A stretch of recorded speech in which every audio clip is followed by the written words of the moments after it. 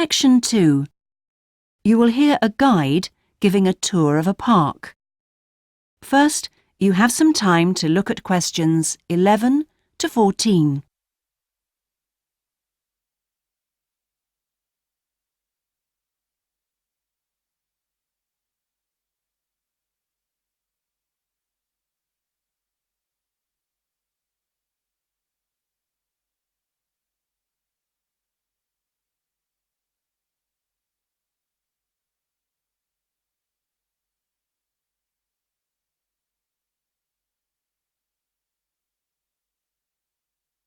Now listen carefully and answer questions 11 to 14. Welcome to all of you. Can everybody see and hear me? Good. I'm Sally, your guide for this tour of the Bicentennial Park. I hope that you're all wearing your most comfortable shoes and that you can keep up the pace. So, let's get underway on our tour around this wonderful park. I'll start today with some general background information.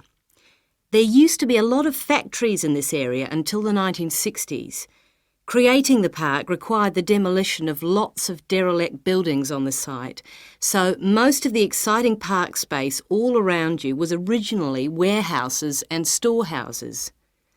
The idea of building a public park here was first discussed when a property developer proposed a high-rise housing development, but the local community wasn't happy. If the land was to be cleaned up, they wanted to use the site for recreation.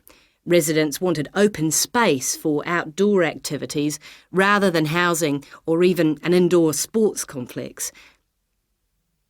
Now, to the Bicentennial Park itself. It has two areas, a nature reserve and a formal park with man-made features and gardens. The tall blue and white building in front of us is called the Tower and is the centre point for the formal gardens.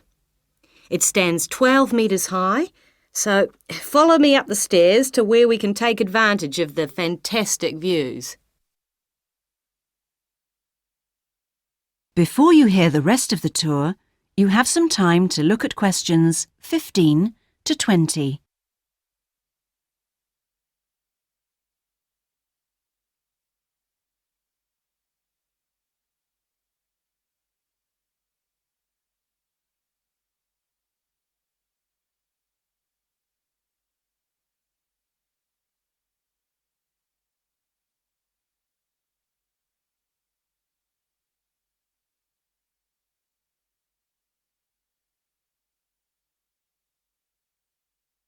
Now listen and answer questions 15 to 20.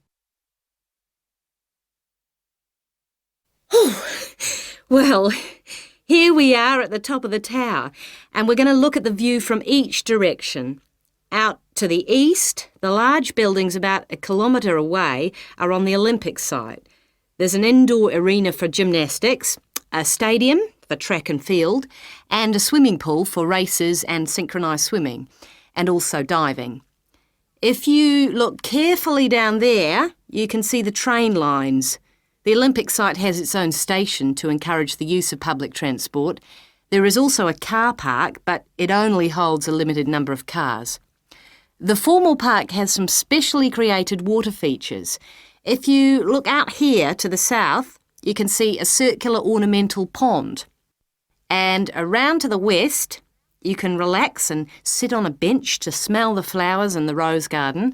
And finally, up to the north, if you look in front of you now, there's a lake with a small island in the centre. You can hire rowing boats at the boat shed, which you can't see from here. But if you look through the trees, you can see the cafe, which has lovely views across the water. OK, let's climb down now. We will go now and have a look at the nature reserve section of the park, which has opened up natural wetland to the public. The mangroves have been made more accessible to visitors by the boardwalk built during the park's upgrade. You'd think that people would come here to look at the unusual plant life of the area, but in fact it's more often used for cycling and is very popular with the local clubs. This is the far end of the park, and over there you can see the frog pond, a natural feature here long before the park was designed. Just next to it we have our outdoor classroom, a favourite spot for school parties. The area is now most often used by primary schools for biology lessons. And finally, let's pass by the Waterbird Refuge. This area is in a sheltered part of the estuary. That's why the park's viewing shelter is a favourite spot for bird watchers who can use it to spy through binoculars. You can watch a variety of water birds, but most visitors expect to see black swans when they come to the shelter. You might spot one yourself right now. Well, here we are back at our starting point, the Visitors Centre. That is the end of section 2. You now have half a minute to check your answers.